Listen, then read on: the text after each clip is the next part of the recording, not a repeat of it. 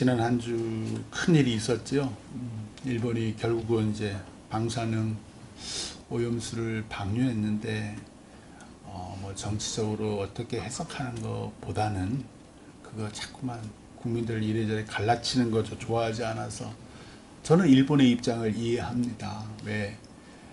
만약에 우리나라에 그런 일이 있었어 우리는 어땠을까? 그 막대한 비용을 어떻게 했을까 생각을 해요.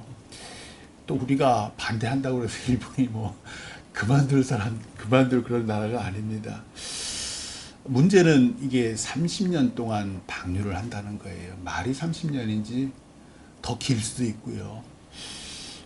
앞으로 그러니까 이게 선례가 돼서 앞으로 다른 나라에서도 똑같이 이런 일을 하리라고 예상이 돼요. 선례가 있어서. 그래서 미국이나 유럽 같은 나라들도 반대하지 않았던 게 아닌가. 우리나라 경주에 왜 방패장이 있잖아요. 방사능 폐기장이 거기 포화 상태예요. 우리나라도 다른 장소를 못 찾는데 우리나라도 결국 이 길을 따라가지 않을까 하는 염려도 되고요. 해산물만 걱정이 아니라 이게 바다에 들어가면 바다에만 있는 게 아니라 이게 하늘에 올라가서 피가 되어 이 땅에 내리거든요. 참, 이 땅도 결국은 30년이잖아요. 지금은 미미하죠. 지금은 방사능 양이 미미해요. 근데 이게 축적되고 또 30년 동안 또 다른 나라에서 또 똑같은 일을 해버리면 그 이미 선례가 있는데요. 막을 수가 없잖아요. 이렇게 쌓이고 쌓이면 바다는 어찌 될 거고 이 땅도 어찌 될 건지 하나님께서 우리 인간에게 우주 만물을 이렇게 관리하라고 하신 것은 하나님 뜻대로 관리하라는 건데 인간의 있던 어떤 탐욕이 또 이런 또 일을 벌인 건 아닌지 좀 많이 저는 안타까워요. 오늘의 말씀의 여인은 선지자 엘리사가 이전에 아들을 살려준 여인이에요. 수넴 여인, 잘 아는 수넴 여인. 참 신기해요. 보통 이렇게 한번 이게 일반 백성이잖아요. 그럼 한번 딱 은혜 주면 끝이에요. 근데 열왕기하 4장에 있던 이 여인이 8장에 다시 등장하는 거예요. 근데 이름은 얘기를 하지 않아요. 그냥 수넴에 사는 여인이고 이 여인은 우리 성경에는 귀한 여인이라고 하는데 원어에는 부유한 여인이에요. 부자예요. 그래서 이 부자 여인이 엘리사 선지자가 이 수넴에 들릴 때 와서 나아가서 엘리사 선지자에게 자기 집에 오셔서 식사 좀 하고 가시라고 간권했다 그래요. 간절히 권했다는 거예요. 그래서 이제 마지못해 엘리사 선지자가 집에 가서 식사를 했는데 그 다음에 성경은 뭐라 그러냐면 그곳을 지날 때마다 수넴을 지날 때마다 엘리사가 음식을 먹으러 그 집에 갔대요. 이 여인이 엘리사가 오는 걸 기가 막히게 알아가지고 그때 딱 오세요라고 했는지 아니면 엘리사 선지자가 의뢰의 수넴을 갈 때마다 그 집에 들려서 식사를 했는지는 자세하게 나와 있지 않아요. 중요한 것은 밥 먹으러 오는 엘리사도 기뻐했고 대접하는 이 수넴 여인도 기뻐했다는 거예요. 심지어 이 여인이 남편에게 우리 집 옥상 아무것도 없잖아. 우리 집 옥상에 거룩한 하나님의 사람 엘리사를 위해서 방을 만들자 그래요. 방을 만들어서 그곳에 침대도 놓고 책상도 놓고 의자도 놓고 당신 전기가 없었으니까 촛대도 놓자고 그래서 기도도 하시고 또 말씀도 있고 이렇게 하자고 그랬더니 남편이 그러라고 하지요. 그 후부터는 엘리사가 수넴에 들릴 때마다 이 집에서 음식도 먹고 그 방에서 편히 쉬고 기도도 하는 거예요. 저도 늘 받기만 하잖아요. 받기만 하니까 벼룩도 낯짝이 있다는데 엘리사 선지자가 계속 받기만 할 수 없잖아요. 그래서 하루는 그 방에 머물다가 사환, 그러니까 수종 두는 사람 비서죠. 게하시에게 여인을 부르라고 해요. 그리고 이렇게 물어봐요. 네가 우리를 위하여, 즉 엘리사는 혼자 다니는 게 아니잖아요. 게하시를 같이 다녔으니까. 네가 이같이 우리를 위하여 세심한 배려를 하는도다. 그러니까 성경에 나오는 것보다 더 세심하게 이것저것 배려했나 봐요. 세심한 배려를 하는도다. 내가 너를 위하여 무엇을 하랴? 왕에게나 사령관에게 무슨 구할 것이 있느냐? 보통은 이렇게 청탁을 하잖아요. 우리도 뭐 공짜 돈 없다 그러잖아요. 그러니까 왕과 군 사령관을 자주 만나니까 엘리사 이렇게 얘기를 했더니 이 여인이 없어요. 저는 제 백성 중에서 그저 이렇게 평범하게 삽니다. 그러니까 지금 주어진 삶에 늘 만족하고 엘리사 선지자가 왔을 때 대접하고 이게 너무 좋은 여인이었던 거예요. 그러자 게하시가 이 여인에게 아들이 없어요. 그리고 남편이 너무 늙었어요. 라고 엘리사 선지자에게 말한 거예요. 여인은 이걸 구한 적이 없어요. 여인은 늘 자식이 없어도 늘 남편 섬기며 또 이렇게 부유한 가지 엘리사도 도왔는데 주변에 어려운 사람도 돕지 않았겠어요. 그러면서 이렇게 하나님 경배하고 살던 여인이었어요. 그럼에도 이 엘리사가 여인에게 받은 은혜를 갖고 싶어서 내년 이맘때쯤 네가 아들을 안으리라 라고 말을 해요. 그러자 이 여인이 내 주 하나님의 사람이여 당신의 계집종을 속이지 마옵소서 라고 대답을 해요. 그 말이 이루어지면 좋겠지만 지금까지 주시지 않은 자식을 못 주시겠나. 예전에 창세기 때 그 아브라함과 사라 그게 딱 연상이 되더라고요. 그런데 정말로 1년 후에 이 여인이 아들을 안습니다. 아들을 낳아서 안게 돼요. 그리고 이제 세월이 좀 흘러요. 애가 한 4살, 5살, 6살 나이는 정확하게 나와 있지 않지만 이 아이가 죽어요. 어느 날 어린 아들이 아버지와 추수꾼들과 함께 밭에서 막 놀다가 갑자기 아이고 머리야, 아이고 내 머리야, 머리를 막 두통을 호소하는 거예요. 그래서 집으로 가라. 그래서 어머니 품에 이 수냄 여인의 품에 앉아 있다가 돌연 죽어버립니다. 늦게 낳은 외아들이니 이 여인이 갑자기 죽은 거잖아요. 이 여인의 마음이 어떻겠습니까? 여인이 남편에게 사환 1명과 타고 갈 나귀 1마리를 급히 달라고 합니다. 그러고 난 다음에 엘리사에게 막 달려가는 거예요. 사환에게 이렇게 얘기해요. 나를 위하여 달려가기를 멈추지 말라. 조금도 쉬지 말고 가라는 얘기예요. 빨리 가자.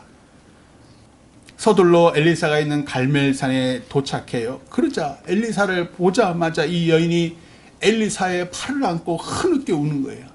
팔을 안았다는 건 엎드렸다는 거죠. 팔을 안고 막 흐느껴 울어요. 엘리사가 여인의 행동을 보면 이렇게 말해요. 왜냐하면 몰랐습니다. 엘리사가 이 아이가 죽은지를 몰랐던 거예요. 이렇게 말해요. 그녀의 영혼이 괴로운데 하나님께서 내게 숨기시고 말씀하지 않으셨구나. 엘리사도 다 아는 게 하나님께서 얘기는 안 알려주신 거예요. 발을 안고 흐느껴 울던 여인이 엘리사를 이렇게 원망을 해요. 제가 당신께 아들을 구하더이까? 나를 속이지 말라고 제가 말씀하지 않았습니까? 차라리 아이가 없었으면 이런 고통, 이런 애통함이 없는데 제게 아들을 주셔서 아들이 이렇게 죽어버렸습니다. 말이 원망이지 절규하는 겁니다. 아들을 없던 사람이 아들을 낳는 그 기쁨도 몇 년? 그 소중한 아들이 죽어버렸다는 거예요. 엘리사의 마음도 무너지지요. 아이고, 내가 괜한 일을 했나? 그 생각이. 그래서 사환 게하시에게 얼른 내 지팡이를 들고 그 아이 얼굴에 놓되 가는 길에 어떤 사람도 아는 채 하지 말고 곧장 가라라고 합니다. 그런데 그러면 이제 이 여인이 사환 게하시와 함께 가면 될 텐데 아니에요. 여인이 엘리사의 발을 놓지 않아요. 엘리사의 발을 놓지 하면서 이렇게 얘기해요. 여호와께서 살아계심과 당신의 영혼이 살아계심을 두고 맹세하노니 제가 당신을 떠나지 아니하리이다. 이 여인은 사환 게하시 당신의 지팡이 그걸로 안 돼요. 애가 죽었잖아요. 당신이 나랑 함께 가셔야 돼요. 그 얘기예요. 그러면서 발을 놓지를 않는 거예요. 그래서 결국 엘리사가 일어나 여인을 따라 이 수넴의 집으로 갑니다. 아니나 다를까 먼저 간 게하시가 엘리사의 지팡이를 죽은 아이의 얼굴에 이렇게 내려놨는데 꿈쩍도 하지 않아요. 이미 죽었으니까요. 뒤이어 도착한 게하시가 옥상에 있는 자기 방 침상에 죽은 채 누워있는 아이를 봅니다. 참담하지요. 그 귀한 아이가 뭐 죽어서 색깔이 확 갈라져 있잖아요. 여인과 게하시는 들어오지 못하게 하고 방문을 닫고 자기와 그 죽은 아이만 있어요. 먼저 하나님께 기도합니다.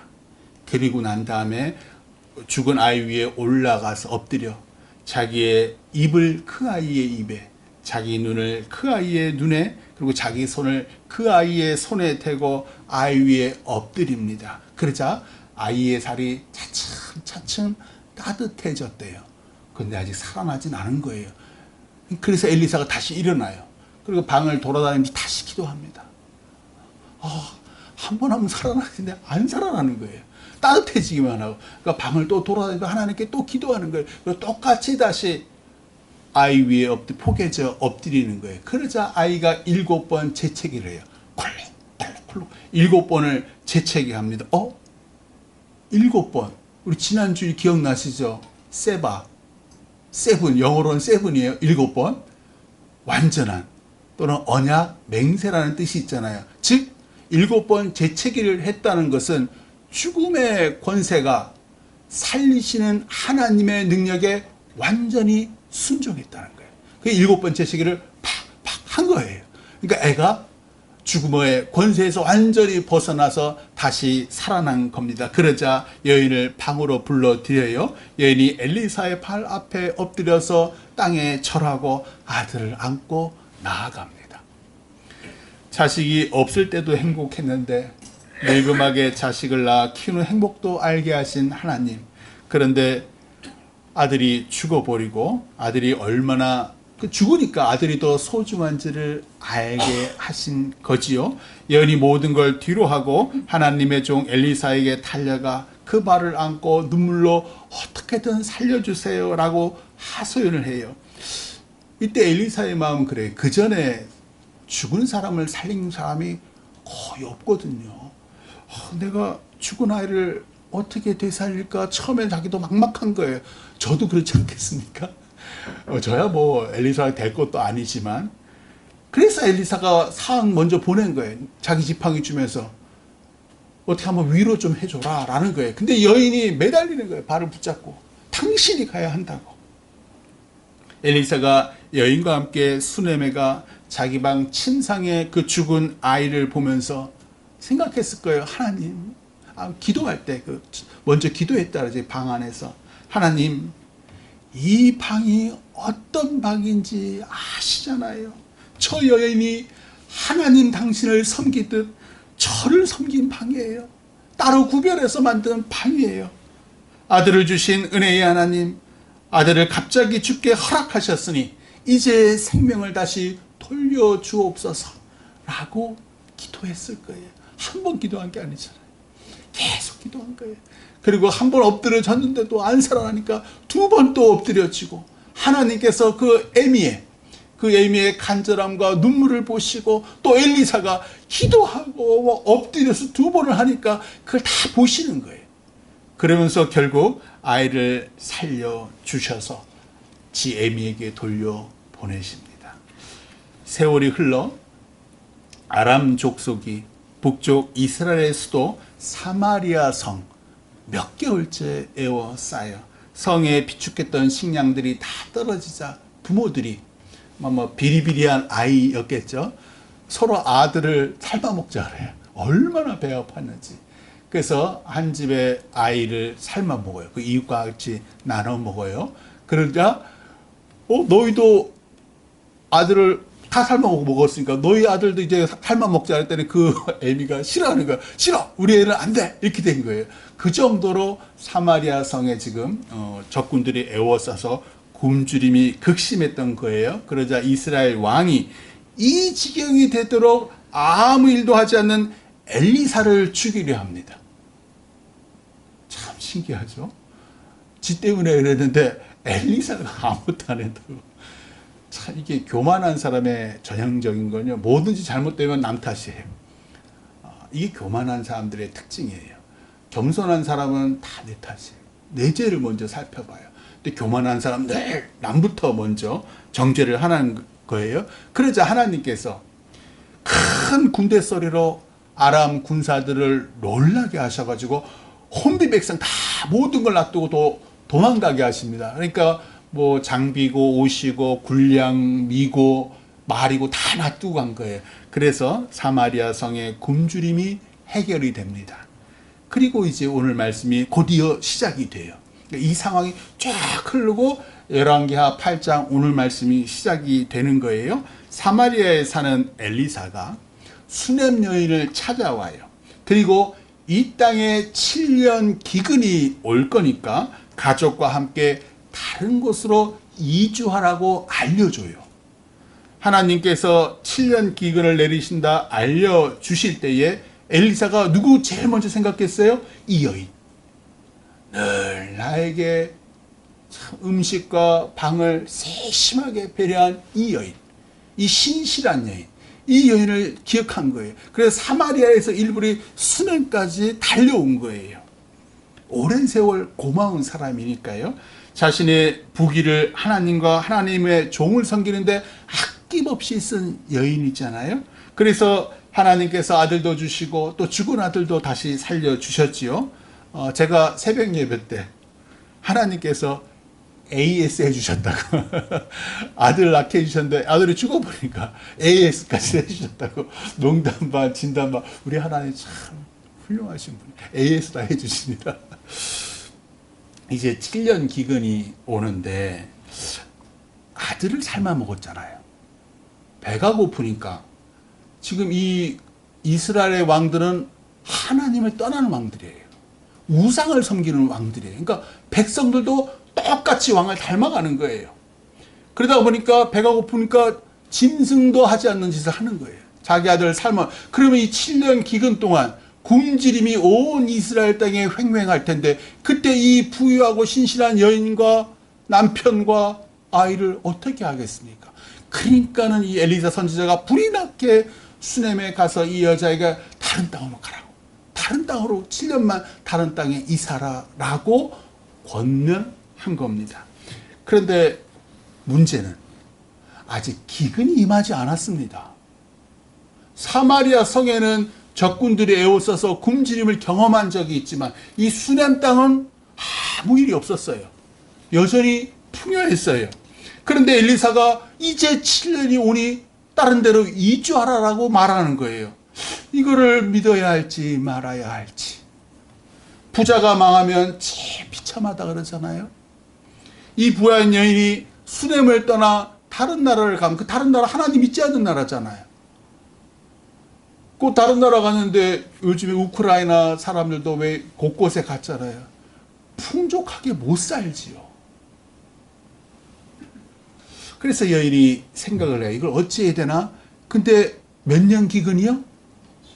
7년 기근. 7도 나왔어요. 7이 뭐예요? 세마. 완전한 언약. 순종해야 되는 거예요. 완전히 순종해야 되는 거예요. 무조건 7 나오면 완전히 이 여인도 히브리 여인이니까 이스라엘 백성이니까 그걸 아는 거예요. 그래서 엘리사 선지자의 말씀대로 일부러 사마리아에서 수넴까지 온 거잖아요. 그러니까 엘리사 선지자의 말대로 순종합니다.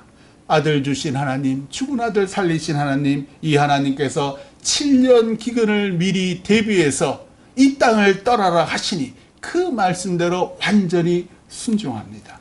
인내하며 7년을 기다린 후에 여인이 고향 수넴으로 돌아와요. 그런데 이 패역한 이스라엘 백성들이 이 수넴 여인의 집과 전토를 다 차지하고서는 자기들 거라고 주장하는 거예요. 오늘 말씀은 그거예요. 이걸 어찌해야 되나? 나봇의 포도원 기억하시죠? 조상대대로 물려받은 포도원을 아무리 아합 왕이라 할지라도 줄 수 없다. 똑같은 거예요. 이 수넴 여인도 왜 내 집과 내 땅을 너희들이 가져가? 그 왕에게 호소하러 가는 거예요. 그런데 왕은 지금 엘리사의 사환 게하시를 만나고 있습니다. 우상을 섬기는 이스라엘 왕이지만 엘리사의 예언대로 사마리아 성을 둘러쌌던 아람 군대가 그 다음날 정말로 귀신같이 사라졌으니까 엘리사의 예언대로 모든 것이 이루어졌으니까, 그래서 너무 감사해서 엘리사를 초청했는데 왕궁으로 엘리사는 가기 싫은 거예요. 그러니까 게하시가 대신합니다. 그러니까 게하시한테, 이 사환 게하시한테 이 왕이, 이스라엘 왕이 물어보는 거예요. 야, 엘리사가 했던 큰 일 중에 어떤 일이 있었니? 뭐 이 얘기 저 얘기 하다가 이 수넴 여인의 죽은 아들을 살렸던 얘기를 하는 거예요. 그런 일이 있었어? 그런데 저 멀리서 수넴 여인과 그 아들이 왕궁으로 들어오는 거예요. 내 집과 내 전토를 다시 되돌려 받고 왕에게 호소하려 하고 한 거지요. 그러자 게하시가 그 여인과 아들을 본 거예요.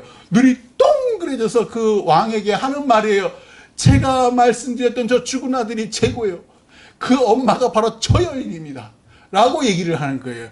그러자 왕이 그 여인에게 어떤 일로 왔는지 묻고요. 여인이 자초지종을 말하자 그녀를 위해서 특별히 한 관리를 임명을 합니다. 보통 일이 아닌 거죠. 그냥 법대로 처리하라 그러지 않았다는 거야. 한 관리를 아예 특별히 임명을 해서 이렇게 얘기해요. 이 여인에게 속한 모든 것과 이 땅에서 떠날 때부터 이제까지 그녀의 밭의 소출을 다 돌려주라. 원래 집과 전토만 되찾으러 갔는데 뭐까지 받아요? 7년 동안 그 밭에서 거두었던 소출도 다 돌려주는 복을 받게 된 거예요. 참 하나님은 AS도 엄청 잘해주셔요. 하나님은 우리 삶을 유심히 보셔요. 그러니까 고난이 사람은 반드시 인생에서 고난과 시련이 또 문제가 생겨요. 내가 평상시 어찌 살았나. 이걸 하나님께 곰곰이 보셔요. 이놈 AS 대상인지, 이놈 한번 쓰고 버릴 놈인지, 아니 영원히 저 땅바닥에 기계할 놈인지. 하나님께서는 세심하게 우리 머리털까지 세신다잖아요. 얘가 오늘 나를 위해서, 오늘 이웃을 위해서 뭘 했는지 세심하게 보고 계셔요. 때로는 무심하게 내버려 두시는 것 같아요. 왜? 나 힘든데 하나님이 하나도 도와주는 거 없어. 참 인간은 교만해서 세심히 돌보시면 간섭한다고 하나님 싫다 그러고, 좀 내버려 두시면 내가 이렇게 어려운데 내버려 뒀다고 또 원망하고. 이 교만한 사람들의 특징입니다. 죄 많은 사람들의 특징이에요. 그러다가 때가 되면 하나님께서, 세심히 우리를 돌보시는 하나님께서 우리 믿음을 시험하세요. 문제를 던져주셔요. 수넴 여인은 하나님 은혜로 부유했고, 그래서 이 모든 것이 하나님 은혜임을 알고 하나님의 종을 세심하게 잘 보살폈어요. 그래서 하나님께서 늦게 아들을 얻는 은혜를 주셨지요. 그러다 때가 되어 아들이 죽는 시련을 겪게 하십니다. 왜? 선택하라는 거예요. 너 하나님과 하나님의 종을 원망하여 불평하는 삶을 살래? 아니면 눈물과 기도로 하나님께 매달리며 생명을 얻을래? 하나님께서 제시를 하는 거예요. 자, 이제 너의 참 믿음을 증거해라. 이 문제가 생겼을 때 너는 원망하고 불평하며 내버려 둘 것이냐, 아니면 하나님께 울며 그 발을 붙잡고 매달릴 것이냐. 하나님을 믿는다는 건요, 나를 그저 그 상황에 내버려 두는 게 아닙니다. 수넴 여인처럼요, 내 아들이 죽었으면 다른 모든 일을 제쳐두고 하나님께 달려가 매달리는 게 믿음입니다. 내 가족이 하나님을 멀리합니다. 내 새끼가, 어렸을 땐 그토록 나 따라서 잘 다니던 내 새끼가 교회를 멀리합니다. 그러면 하나님께 나 울며 매달려야지요. 왜? 제 미래가 복의 근원 하나님을 멀리했으니. 상황이나 조건, 환경대로 나와 내 가족을 내버려 두는 건 포기하는 겁니다. 하나님을 믿는다는 건요, 매달리고 눈물 흘리며 애통해하고 울부짖는 거예요. 왜냐하면 하나님께서 이 상황과 조건, 환경을 바꿔주실 것을 믿기 때문이에요. 포기하는 사람, 체념하는 사람, 뭐 알아서 되겠지 생각하는 사람은 믿지 않는 사람입니다. 수넴 여인은 집과 전토를 빼앗긴 상황에도 포기하지 않고 왕에게 나와 호소합니다. 하나님께서 이 여인이 나올 때를 아시고 게하실 왕과 만나게 하시고 여인에게 모든 걸 되찾고 심지어 밭의 소출도 되찾게 하는 복을 허락하셔요. 이것이 믿는 자에게 주시는 하나님의 복입니다. 하나님 잘 섬기면 받는 복입니다. 따라서 아프실 때, 자녀에게 문제가 있을 때에, 또 시련이 닥쳐왔을 때 하나님께 매달리세요. 내버려 두지 마세요. 눈물과 울부짖음으로 하나님의 발을 붙잡고 간청하세요. 하나님께서 우리 믿음 보시고 눈물 보시고 상황을 바꾸시거나 아니면 나를 바꾸시거나 그리하여 이 상황을 이기게 하십니다. 간절함으로 이런 복 받으시기를 주님의 이름으로 축원합니다. 기도하겠습니다.